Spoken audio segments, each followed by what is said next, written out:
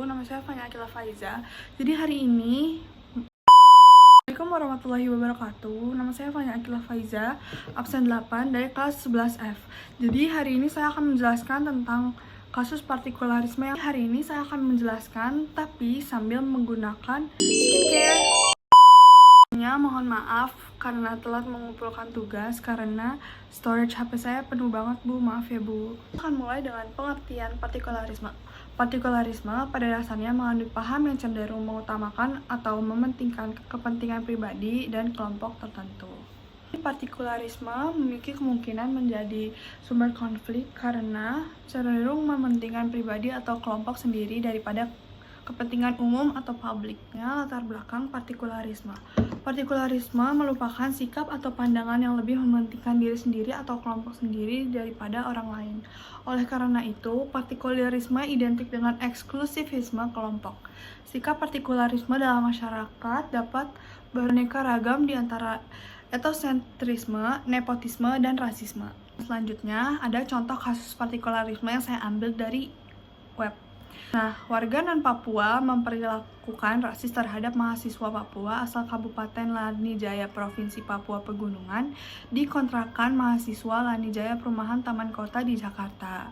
Dengan durasi 2 menit 31 detik, papan tulis yang dituliskan berupa pengumuman menjelaskan, "Wey, jangan buang sampah di sini, monyet," diletakkan di depan kontrakan mahasiswa Kabupaten Lanijaya. Selanjutnya, ada dampak adanya rasisme.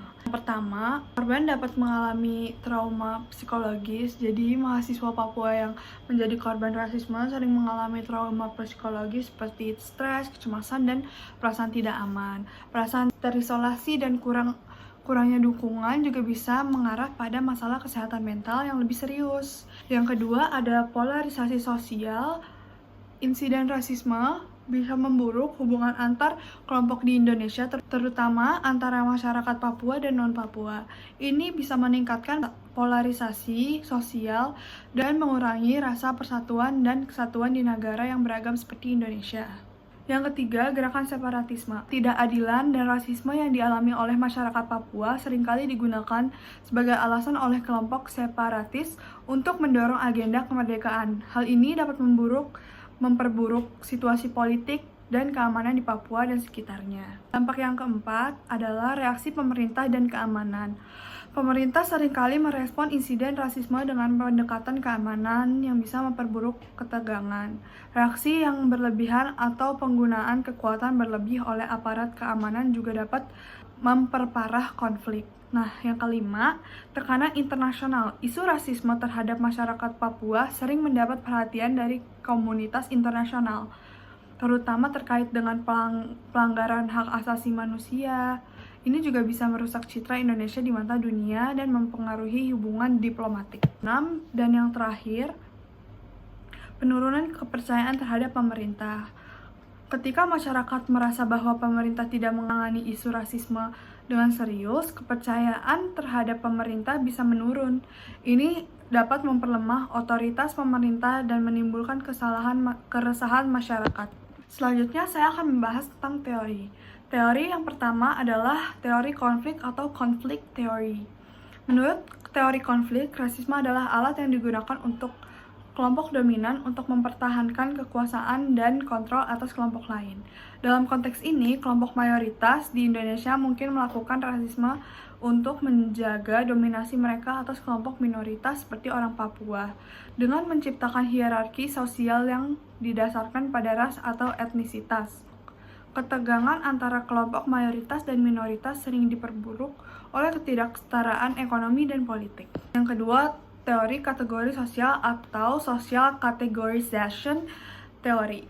Teori ini menjelaskan bagaimana individu dan kelompok cenderung mengkategorikan diri mereka dan orang lain ke dalam kelompok atau in-group, kelompok mereka sendiri, dan out-group, kelompok lain. Proses ini dapat menyebabkan prasangka dan diskriminasi terhadap kelompok yang dianggap berbeda. Kasus ini, mahasiswa Papua yang mungkin dipandang sebagai out-group yang kemudian menjadi sasaran rasisme dan diskriminasi.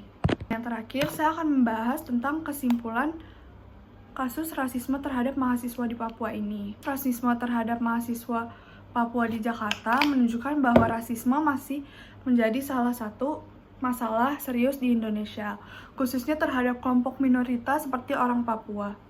Kasus ini tidak hanya mencerminkan ketidakadilan sosial yang dialami oleh mahasiswa Papua, tetapi juga memperlihatkan adanya ketegangan etnis dan budaya yang mendalam di masyarakat. Rasisme ini berdampak negatif pada kesejahteraan psikologis para korban, memperburuk hubungan antar kelompok, dan berpotensi memicu ketidakstabilan sosial serta politik termasuk meningkatkan sentimen separatisme di Papua. Oleh karena itu, perlu adanya upaya serius dari berbagai pihak termasuk pemerintah, masyarakat, dan institusi pendidikan untuk mendorong dialog antar budaya, menghentikan diskriminasi, serta memperkuat kesetaraan dan persatuan Indonesia. Sekian presentasi dari saya. Terima kasih atas toleransi waktunya dan terima kasih. Wassalamualaikum warahmatullahi wabarakatuh.